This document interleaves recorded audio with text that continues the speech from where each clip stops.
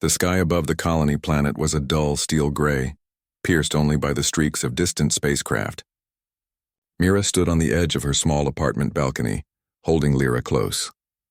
The little girl's breathing was shallow, and her pale face pressed against Mira's shoulder made her mother's heart ache. The colony's hospitals were overflowing and medicine was expensive, far beyond what Mira could afford. She had spent every credit she had and still, the numbers didn't add up. Mira had always believed in hard work and determination.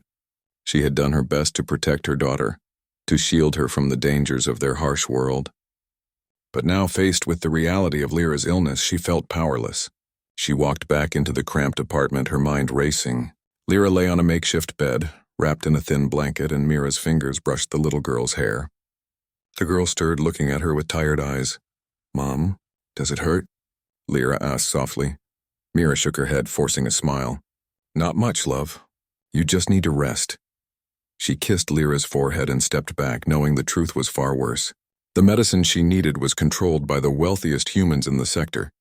The cost was astronomical. She had asked everyone she knew, begged, borrowed, and scraped together every credit she could. But it was never enough. Desperation is a heavy burden, heavier than any metal, and it pressed on Mira's shoulders.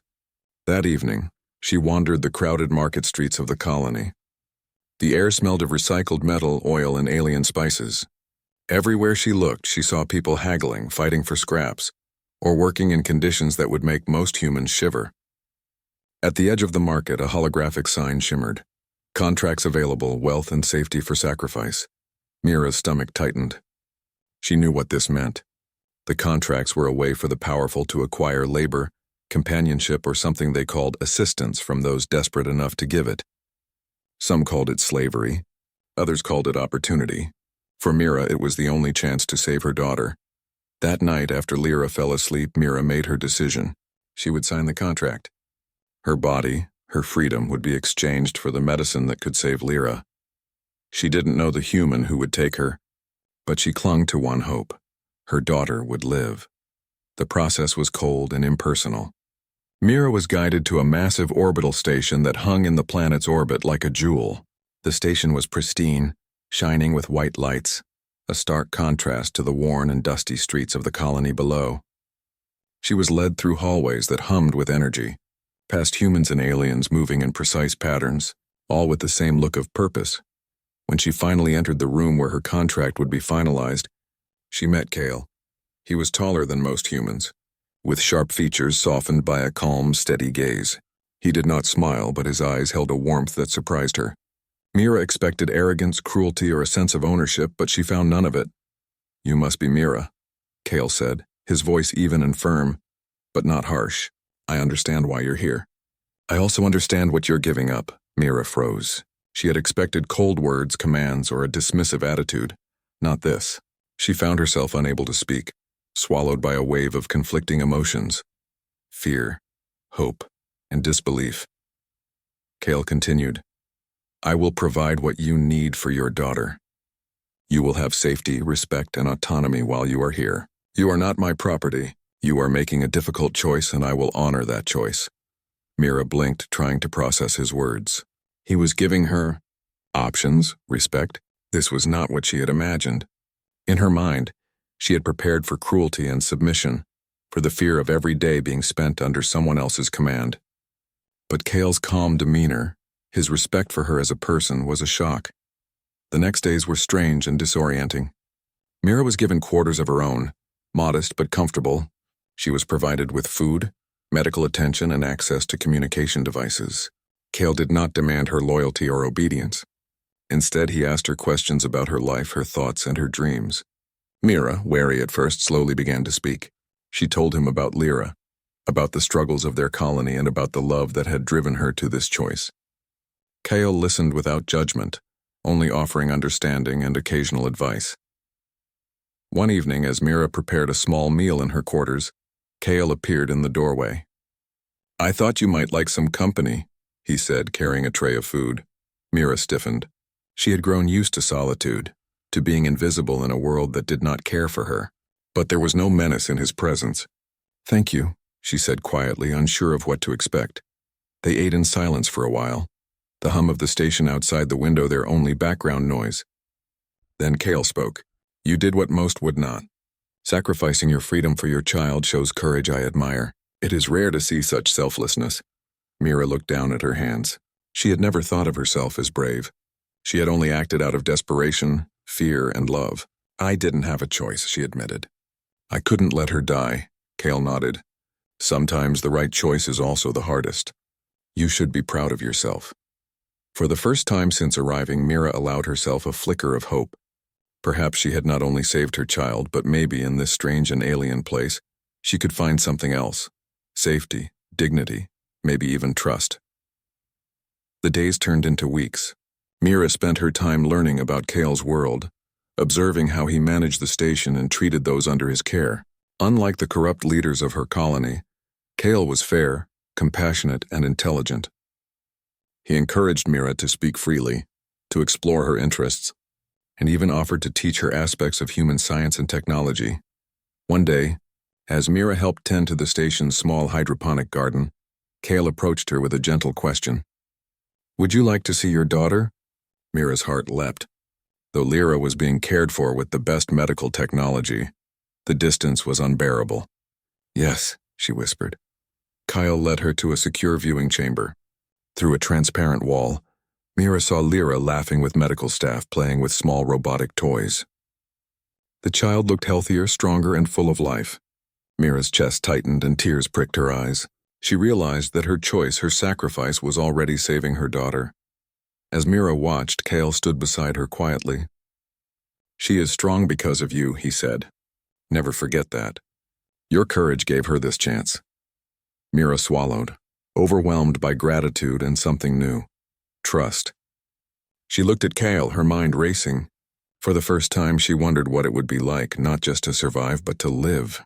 Not just to fight for her child, but to have someone beside her who respected her, who saw her as a person. That night, Mira lay in her quarters, staring at the ceiling. She thought about the colony, the streets, the struggle, and then about Cale, the orbital station, and Lyra's laughter. The contrast was stark, almost unbelievable. Could this be real?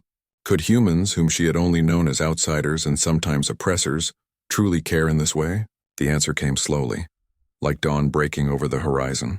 She realized that Cale's actions were genuine, that his respect was real. He had given her the one thing she had never expected in this harsh universe: hope. And hope, she knew, was a powerful thing. It could give strength, courage, and even love, where once there had been only despair.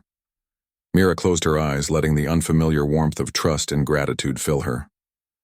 She had sold herself to save her child, but she had found something she had never imagined, someone who could see her not as a commodity, but as a person worth knowing, worth respecting. The night was long, but for the first time in weeks, Mira slept peacefully. Outside, the orbital city glimmered against the backdrop of the planet below, a symbol of a future that might just be brighter than she had ever dared to imagine. Mira woke to the soft hum of the orbital station, sunlight streaming through the windows. Today was different. Today she would finally see her daughter in person. Cale had arranged for Lyra to visit under strict supervision, ensuring her safety while giving Mira the chance to hold her child again. Mira's heart raced with a mix of anticipation, fear, and excitement. She had spent weeks in this strange place, adjusting to life with Cale and the comforts of the station, but nothing compared to the thought of seeing Lyra. As she stepped into the secure corridor, she felt Cale's hand lightly brush hers. She's ready, he said quietly, his eyes softening with understanding. Mira nodded, swallowing the lump in her throat. She followed him through the doorway, and there she was, Lyra laughing and holding a small robotic toy, her eyes bright and alive. Mama! Lyra ran forward and Mira dropped to her knees, enveloping her daughter in the tightest hug she had ever given. Tears streamed down Mira's face as Lyra's small arms wrapped around her neck. The warmth, the life, the sound of Lyra's voice. It was more than Mira had imagined in her darkest moments. Kyle watched quietly, giving them space. He had promised Mira freedom, respect, and dignity, and he kept that promise even now. Mira looked up at him, gratitude and something deeper flickering in her eyes. Thank you, she whispered. For everything. Cale simply nodded. You've done all the hard work. I just made sure you could do it safely." Over the next few days, Mira settled into a new rhythm. Lyra received full treatment and quickly regained her strength. The little girl's laughter filled the quarters, and Mira could see the difference the care and technology provided by the human station had made. Lyra's resilience was remarkable, and Mira felt an overwhelming sense of relief. The hardest part of her journey, the fear of losing her daughter, was finally easing. Mira also began to understand more about Kale and his world. He was not just a wealthy human. He was a man who valued fairness, intelligence, and courage above all else. He trusted Mira with responsibilities, asked her opinions on important matters, and even encouraged her to continue learning. Together, they worked on small projects around the station, improving hydroponics, organizing supplies, and helping other aliens who were in need. Mira's mind, sharp and quick, found satisfaction in contributing, not just surviving. One evening, Mira and Kale stood on the observation deck, looking down at the planet below. The sprawling city lights flickered like stars, and Mira felt a strange sense of peace. "I never imagined humans could be like this," she admitted softly. "I expected control, harshness, maybe even cruelty," Kyle smiled faintly. "I understand why you would think that.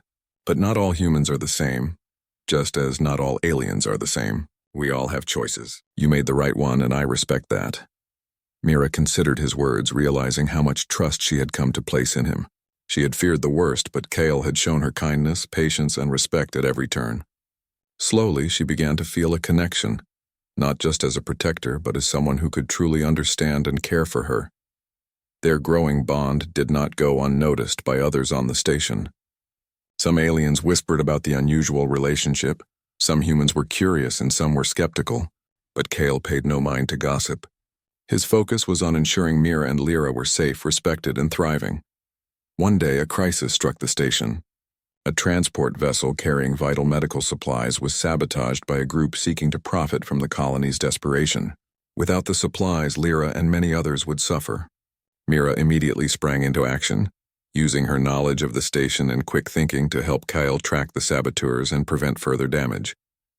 Her courage, intelligence, and decisiveness impressed everyone, especially Kale. When the crisis was over, Kale placed a hand on Mira's shoulder. "You saved lives today," he said, "including your daughter's. I've never doubted your strength, but today, you proved just how extraordinary you are." Mira felt a warmth spread through her chest. She had always fought for her daughter, but she had never imagined her efforts would earn admiration from someone like Kale. More than admiration, she sensed a bond forming built on respect, trust, and shared experiences. As the days passed, Mira and Kale's partnership grew. They shared quiet moments in the garden, worked together on improving the station, and spent evenings talking about their lives, their hopes, and even their fears.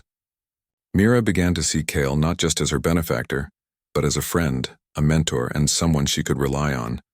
Lyra thrived, laughing and playing, her curiosity boundless. She adored Kale, not out of fear or obligation, but because he treated her with kindness and interest. Mira watched her daughter with a mix of relief and gratitude, realizing that the sacrifice she had made had not only saved Lyra's life, but had also opened a door to a future filled with hope. One quiet evening, Mira and Kale stood by the station's window, watching a comet streak across the sky. Mira's hand brushed Kale's, and he did not pull away. She looked at him, her eyes reflecting the distant stars. "I never thought I could feel safe or cared for like this," she admitted. Kyle's gaze met hers, steady and sincere. "You deserve care and respect," he said. "Not because of what you've done, but because of who you are. You are brave, intelligent, and strong. I value that." Mira's heart swelled with a mix of gratitude and something new, an understanding that trust and love could exist even in the harshest places. She realized that Kale had not taken anything from her. Instead, he had given her freedom, respect, and the chance to rebuild her life. Weeks turned into months. Mira continued to grow in confidence and skill, contributing to the station and learning about human technology and culture. She shared stories with Lyra about the colony, about courage, and about hope. And slowly, the bonds between Mira, Lyra, and Kale became unbreakable. They were not just a protector and the protected. They were a family, united not by obligation but by choice, care, and shared experience. One day, Mira stood on the balcony of her quarters, looking out at the planet below. She thought about the journey that had brought her here, the desperation, the sacrifice, the fear. And she thought about the unexpected gift she had received in return: trust, respect, and love. She realized that the darkest moments of her life had led to the brightest possibilities, and for the first time in years, she felt truly free. Kyle joined her, standing quietly at her side. Mira smiled, feeling a sense of peace she had never known. "Thank you," she whispered, her voice carrying the weight of all she had endured. Kale placed a hand over hers. "You don't need to thank me. You've done more than anyone could expect, and now, we move forward together."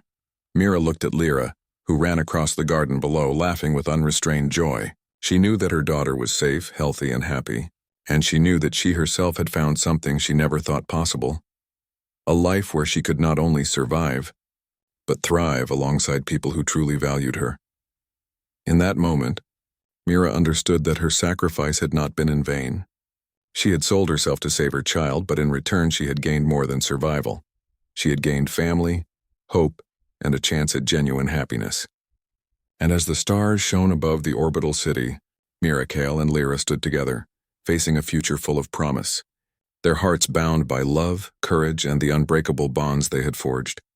For Mira, the journey had begun with desperation, but it ended with hope, a hope stronger than any fear, brighter than any darkness, and more enduring than any challenge the universe could throw at them.